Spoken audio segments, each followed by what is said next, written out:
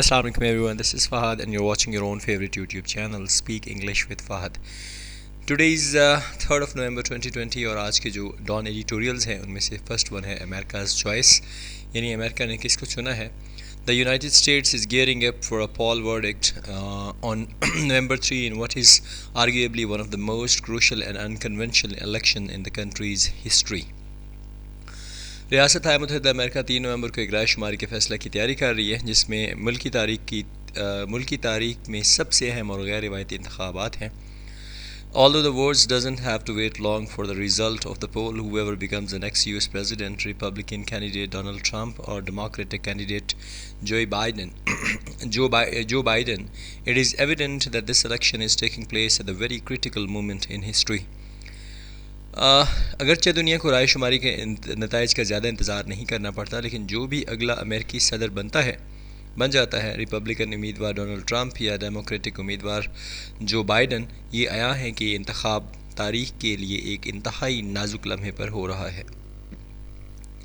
Americans have to make a critical decision that will have significant repercussions for not just national politics but also global issues such as the COVID-19 pandemic, superpower relations and the climate emergency. अमेरिकियों को तनकीदी फ़ैसला करना होगा जिसका न सिर्फ कौमी सियासत बल्कि आलमी सतह पर मसाइल जैसे COVID-19, वबाई अमराज, सुपर पावर ताल्लुकात और आब हवा की हंगामी सूरत हाल पर भी असर पड़ेगा. Excitement is at an all-time high and can be gauged by the record number of voters who turned up in the states where early voting is taking place. जोशो खरोश उरूज पर है और इसका अंदाज़ा इन वोटर्स की रिकॉर्ड तादाद से लगाया जा सकता है जिन्होंने ऐसे रियासतों में शमूलियत इख्तियार की जहां इब्तदाई वोटिंग हो रही है.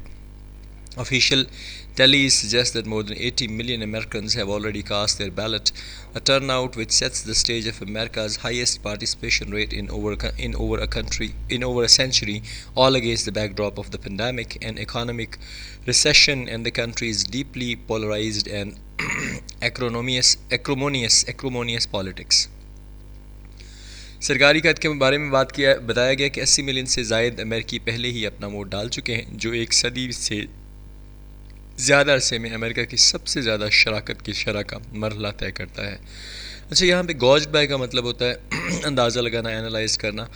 एक्रोमोनियस का मतलब होता है तेज़ दरश्त, यानी वेरी एक्यूट या बहुत ज़्यादा किसी चीज़ का तेज़ होना. In the months leading up the election, the American people have been divided over whether they want to see the current president and his performance over the last 4 years continue. इंतखाबात में आने वाले महीनों में अमेरिकी अवाम इस बात पर तकसीम हो गई है कि आया मौजूदा सदर को देखना चाहते हैं और पिछले 4 सालों में इनकी कारकर्दगी जारी है. But as we await their choice, it is important to reflect on how disastrous and divisive the Trump presidency has been. लेकिन जब हम इसके इंतखाबात का इंतज़ार कर रहे हैं तो इस बात पर गौर करना ज़रूरी है कि ट्रंप की सदारत कितनी तबाहकुन और तफर्रका अंगेज़ रही है. डिज़ास्ट्रस का मतलब होता है तबाहकुन, डेवस्टेटिंग, और डिविसिव का मतलब होता है तफर्रका अंगेज़ यानी लड़ाई झगड़ा पैदा करने वाली. Mr. Trump and his administration have ignited fires on multiple fronts and have been on the wrong side of far too many right issues. Ignited fires का मतलब है आग भड़काना या शोला स्टार्ट करना. मिस्टर ट्रंप और इनकी इंतज़ामिया ने मुतअद्दिद मौज़ों पर आग भड़का ली है और बहुत सारे हकूक़ अमूर के गलत रुख पर रहे हैं. His term has seen unprecedented discrimination against immigrants, heated racial tension and highest number of COVID-19 cases and deaths in the world. इसकी इस्तिलाह में तारकीन वतन के ख़िलाफ़ गैर मामूली इम्तियाज़, गरम नस्ली तनाव और दुनिया में COVID-19 के सबसे ज़्यादा वाक़यात और अमवात देखने में आई हैं. On the foreign policy front, Mr. Trump has escalated tensions with China, pulled out of a nuclear deal with Iran and unsuccessfully tried to reinvent Middle East politics. खारजा पॉलिसी के महाज पर मिस्टर ट्रंप ने चीन के साथ तनाव बढ़ाया है, ईरान के साथ एटमी मुआहदे से दस्तबरदारी की है और मशरक़ी वस्ती की सियासत को बहाल करने की नाकाम कोशिश भी की है. In one particularly shocking moment, soon after he was elected, Mr. Trump pulled out of the 2015 Paris Agreement, a culmination of his persistent denial of the climate threat, which has far-reaching consequences for humanity.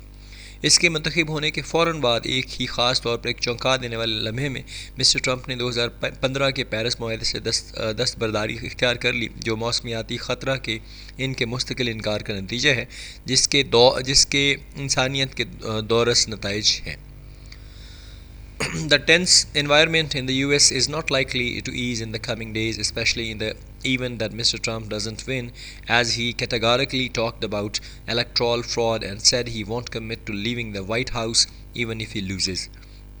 आने वाले दिनों में America के तनाव के माहौल में आसानी पैदा होने का इम्कान नहीं है, ख़ास तौर पर इस सूरत में जब मिस्टर ट्रंप की जीत नहीं है, क्योंकि उन्होंने इंतखाबी धांधली के बारे में वाज़िया तौर पर बात की है और कहा है कि वो वाइट हाउस छोड़ने का अहद नहीं करेंगे, यहाँ तक कि अगर वो इसको हार भी जाते हैं।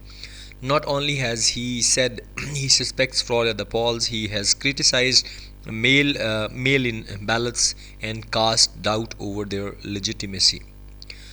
उन्होंने न सिर्फ ये कहा कि इंतखाबात में धोखाधड़ी का शुबा है, उन्होंने मेल इन बैलेट पर भी तनकीद की है और इनके जवाज़ पर शक किया है। Sorry, 1 second please, it is just jumping here and there. By showing distrust in the result ahead of election day on November 3, Mr. Trump is setting the stage for a potential constitutional crisis that America has never witnessed before. नवंबर को इंतखाबी दिन से पहले के नतीजे में अदम एतमाद का बीज डालकर मिस्टर ट्रंप एक 3 ऐसे मुमकिन आइनी बहरान की मंजिलें तय कर रहे हैं जिसका अमेरिका ने पहले कभी मुशाहिदा नहीं किया था, जिसका पहले अमेरिका कभी सामना नहीं कर चुका था। It is in this charged atmosphere that Americans are voting to decide the future of their country and also the world as it confronts huge challenges to the environment, democracy, journalism, free speech and identity. क्योंकि इससे माहौलियात, जमहूरियत, सहाफ़त, आज़ादाना तकरीर और शनाख्त को दरपेश चैलेंजों का सामना है। सो that was all about first editorial कि अमेरिका जो है अब वो किसको एज अ प्रेसिडेंट चुनने जा रहा है। सेकंड वाला जो है राव अनवर का ट्रायल है, ट्रायल के हवाले से देखते हैं। ये नकीबुल्लाह महसूद कत्ल में रिटायर्ड एसएसपी मली राव अनवर के ख़िलाफ़ मुकदमे की बात है कि उनके साथ क्या चल रहा है, तो उसका जो ट्रायल है उसके हवाले से डिटेल में है। The trial of retired SSP Malir Rao Anwar in the Naqeebullah Mehsud murder case in emblematic of a dysfunctional state where those with the right connections can seemingly commit heinous acts with impunity. Naqeebullah Mehsud कत्ल केस में retired SSP Malir Rao Anwar के ख़िलाफ़ मुकदमे की समात एक गैर fall रियासत की अलामत है, जहाँ सही राब्ते रखने वाले बज़ाहिर सज़ा के साथ घिनौनी वारदातें कर सकते हैं। In a recent development, yet another prosecution witness has retracted his statement in court. हालिया पेशरफ्त में इस्तगासा के 3 साला एक और गवाह ने अदालत में अपना बयान वापस ले लिया है। It was nearly 3 years ago on Jan 13, 2018 that the 27-year-old was gunned down in a cold blood along with 3 other individuals in an abandoned farmhouse in Karachi's Mali district. ये तकरीबन 3 साल पहले 13 जनवरी 2018 को था, जब कराची के मली डिस्ट्रिक्ट में एक लाहवारिस फार्म हाउस में 27 साला लड़के को 3 दीगर अफराद के साथ एक सर्द तरीके के साथ गोली मारकर हलाक कर दिया गया। The police declared that the 3 men were Taliban militants who had been killed in an encounter. Police ने ऐलान किया कि ये तीनों अफराद तालिबान अस्करियत पसंद थे जो एक इनकाउंटर में मारे गए।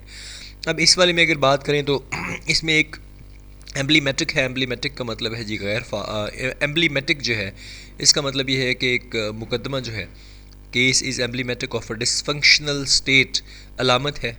एम्ब्लीमेटिक का मतलब यानी ये किस चीज़ का साइन है। उसके बाद इसमें एक हीनियस आता है, हीनियस का मतलब है घिनौना। उसके बाद इसमें इम्प्यूनिटी का मतलब है, इम्प्यूनिटी का मतलब जो बंदा जो है वो इम्यूनिटी हासिल कर सकता हो जिसके ख़िलाफ़ कोई केस ना किया जा सके। The reality was quite different, हकीकत बिल्कुल मुख्तलिफ थी। Naqeebullah was an aspiring model, in fact none of the victims even had a criminal record. Naqeebullah एक ख्वाहिशमंद मॉडल था अल्हम्दुलिल्लाह, सॉरी हकीकत में मुतासरा अफराद में से किसी के पास भी मुजरमाना रिकॉर्ड जो है वो मौजूद नहीं था। This murder was the latest in hideous saga of police brutality in which Rao Anwar played a leading role. Police की बर्बरियत की घिनौनी दास्तान में इनका कत्ल ताज़ा तरीन था। Under him, Malir had been the staging ground for an improbable number of police encounters in the past few years, so much so that the cop was often referred to as an encounter specialist.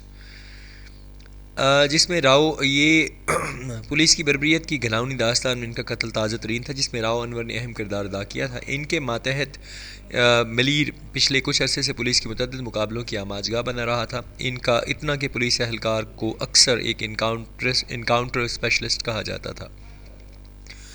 According to the police's own record, it emerged later that Rao Anwar had been involved in 444 extrajudicial killings. Police के अपने record के मुताबिक बाद में ये बात सामने आई कि राव अनवर 444 गैर कानूनी अदालती कत्ल में मुलविस रहा है।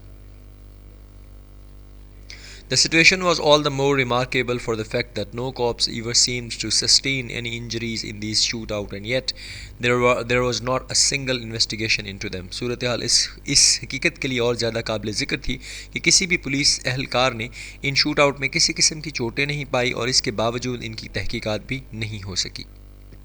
नकीबुल्लाह's murder, however, touched a nerve. Naqibullah के कत्ल ने ताहम आसाब को छू लिया। Public pressure, led by his friend and family, most of all his dignified stoic father Muhammad Khan, led to Rao Anwar and 17 other cops finally being charged with the killing in March 2019. अवामी दबाव जिसकी सरबराही इनके दोस्तों और कुंबा ने की, सबसे ज़्यादा इनके मुअज़्ज़ज़ व मकरूफ वालिद मोहम्मद ख़ान ने राव अनवर और 17 दीगर पुलिस एहलकारों को मार्च 2019 में इस कत्ल के इल्ज़ामात का सामना करना पड़ा। But by then it had become clear that the now retired police official was above the law and uncountable as his alleged backers. लेकिन तब तक ये बात वाज़िया हो गई थी कि अब रिटायर्ड पुलिस एहलकार कानून से बालातर था, इतना ही नाकाबिल हिसाब जितना इसके मुबैना हिमायती हैं। Instead of being detained in jail, he was confined for a short time to the comfort of his own home, conveniently declared a sub-jail on flimsy pretext. अच्छा, जेल में नज़रबंद रहने के बजाय इसे थोड़ी देर के लिए अपने घर के आराम तक महदूद कर दिया गया। आसानी के साथ बेईमाना बहाना बनाकर इसे सब जेल करार दे दिया गया। Whenever he arrived for a court hearing, जब वो कोर्ट की हेयरिंग के लिए आया, he did so without handcuffs and was given full protocol. उसे पूरा प्रोटोकॉल दिया गया बगैर हथकड़ियाँ लगाए। A far cry from the treatment that ordinary accused are meted out. उस तरह के सलूक से बेपनाह दूर जो आम मुल्ज़िमों के साथ किया जाता है। In July 2 की prosecution witnesses turned hostile. जुलाई के महीने में इस्तग़ासा के दो अहम गवाह मुखालिफ हो गए। Nakibullah's father had been receiving threats from pursuing the case. In the end, he died of cancer in December 2019, still awaiting justice. Naqibullah के वालिद को मुकदमा चलाने की धमकियाँ मिल रही थी और आखिर में वो दिसंबर 2019 में कैंसर की वजह से चल बसा। अब भी वो इंसाफ के मुंतज़िर थे। Rao Anwar's trials could have been a chance to get right a terrible injustice and chart a new course for the police. Rao Anwar के मुकदमे के समात एक खौफनाक नाइंसाफ़ी को दुरुस्त करने और पुलिस के लिए एक नया कोर्स वज़ा करने का मौका हो सकती थी। Sadly, it seemed that day is still far off. अभी भी ऐसा लगता है कि वो दिन अभी भी बहुत ज़्यादा दूर है। यानी ये हमारा जो वीक जस्टिस सिस्टम है उसके हवाले से है कि माइट इज़ राइट वाली बात है कि जिसकी लाठी उसकी भैंस, यानी अगर कोई ताकतवर है तो उसके लिए कानून कोई चीज़ नहीं है। आज का तीसरा और लास्ट जो है एडिटोरियल उसको देखते हैं। फर्टिलाइजर्स सब्सिडी, यानी फर्टिलाइजर्स को सब्सिडी क्या दी गई है जी। The federal government's decision to allow subsidy of ₹5.4 billion on diammonium phosphate और DAP fertilizer will help reduce the input cost of wheat farmers. Federal government का डिसीजन हुआ है कि उसने इजाज़त दी है 5.4 बिलियन फास्फोर्ट के ऊपर सब्सिडी देने की। इसमें क्या होगा कि फर्टिलाइज़र जो है उनकी जो वो रिड्यूस करेंगे इनपुट कास्ट, ये जो गंदम के किसान हैं उनके हवाले से। According to the Finance Ministry, the government has approved a subsidy of ₹1,000 per 50 kg bag of DAP. Finance ministry के हवाले से गवर्नमेंट जो है उसने 1000 रुपये जो है 50 किलो के बैग DAP के ऊपर जो है सब्सिडी मंजूर कर दी है, which will reduce it's price by 250 PC, जो इसकी कीमत 25% तक कम कर देगी। The DAP subsidy is part of the prime minister special package of the growers to be approved by the federal cabinet next Tuesday. काश्तकारों के लिए DAP सब्सिडी वज़ीर आज़म के ख़ुसूसी पैकेज का एक हिस्सा है जो अगले मंगल को वफाकी काबीना से मंजूर हो जाएगी। The subsidy was announced 2 days after some ministers raised concerns over the rising price of food, especially of wheat flour, at a recent cabinet meeting and the absence of an administrative response. इस subsidy का ऐलान काबीना के हालिया इजलास में कुछ वज़रा ने खाने की ख़ुसूसन गंदम के आटे की बढ़ती कीमतों पर तशवीश पैदा करने के 2 दिन बाद किया था। The total value of the package is estimated to be rupees 24 billion, and it includes an increase in the wheat spot price from rupees 1400 per 40 kg to rupees 1600 per 40 kg and subsidy on fungicides and weedicides in addition to DAP. इस package की कुल मालियत 24 billion बताई गई है और इसमें गंदम की मुआवनत की कीमत में 1400 रुपये फ़ी 40 किलोग्राम से 1600 रुपये तक 40 किलोग्राम और DAP के अलावा फंगासाइड्स और घास मार दवाओं पर सब्सिडी भी शामिल है। The fertilizer subsidy will be paid from the rupees 50 billion earmarked for the agriculture sector in rupees 1.2 trillion fiscal stimulus package given to fight the economic impact of COVID-19 pandemic. कोविड-19 के वबाई अमराज के माशी असरात से निपटने के लिए दिए गए खुदाई सब्सिडी को ज़राअत के शोबा के लिए मुख्तस 50 बिलियन रुपए से दिए जाएंगे।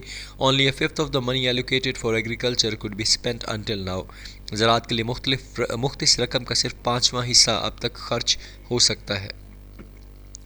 It is encouraging to see that government realizing the impact of consistently rising input cost on farmers, meager incomes and spiraling food inflation on consumers. हुकूमत की जानिब से किसानों की मामूली आमदनी पर मुसलसल बढ़ते हुए इनपुट लागत और सार्फिन पर खुराक की महंगाई में इजाफे के असरात को महसूस करते हुए हुकूमत की हौसला अफजाई होती है। The actions being taken will help the growers cut the overall cost of their input and boost their incomes. जो इक़दामात किए जा रहे हैं इससे काश्तकारों की इनपुट की मजमूई लागत को कम करने और इनकी आमदनी में इजाफा करने में मदद मिलेगी। But it will not help control food prices surging since August last year. लेकिन ये जो पिछले साल अगस्त से कीमतें बढ़ रही हैं उसको रोकने में ये किसी भी किस्म की मदद नहीं करेगी। The solution to the higher food prices demands an overhaul of existing agriculture policies and investment in a new high yield technology. खुराक की आला कीमतों का हल मौजूदा ज़रूरी पॉलिसियों पर नज़रसानी और नई आला पैदावारी टेक्नोलॉजी में सरमायाकारी का मुतालबा करता है। If the wheat growers, for example, are able to double their output per acre, it will not only halve their cost and substantially increase their income, but also bring down wheat prices in the market. मिसाल के तौर पर अगर गंदम काश्तकारी फ़ी एकड़ पैदावार को दुगना करने के काबिल हो जाएं तो इससे न सिर्फ इनके अखराजात आधे हो जाएंगे और इनकी आमदनी में खातिर खा इजाफा होगा बल्कि मार्केट में गंदम की कीमतें भी कम हो जाएंगी। Also, the increased yield will spare a part of cultivable land under wheat for growing other value-added crops and vegetables. नेज़ बढ़ती हुई पैदावार और गंदम के नीचे काबिल काश्त रकबे के एक हिस्से को भी दूसरी कीमतों में शामिल फसलों और सब्जियों को उगाने के लिए बचाया जाएगा। Thus, the government should focus more on revamping policies than fiscally unsustainable subsidies. इस तरह हुकूमत को फिशली गैर मुस्तहकम सब्सिडी के बजाय पॉलिसियों को बेहतर बनाने पर ज़्यादा तवज्जो देनी चाहिए। So that was all about today's 3 Dawn editorials. Hope so आपको अच्छा लगा होगा। आई एम सॉरी आज मैं इसको नहीं कर सका हाईलाइट जितनी भी वोकैबुलरी थी, लेकिन इंशाल्लाह कल से ये ज़रूर होगा। अपना ज़्यादा सारा ख्याल रखें, मुझे दुआओं में याद रखें, सजेशंस देते रहें, वीडियोज़ को लाइक करते रहें। अस्सलाम वालेकुम, अल्लाह हाफ़िज़।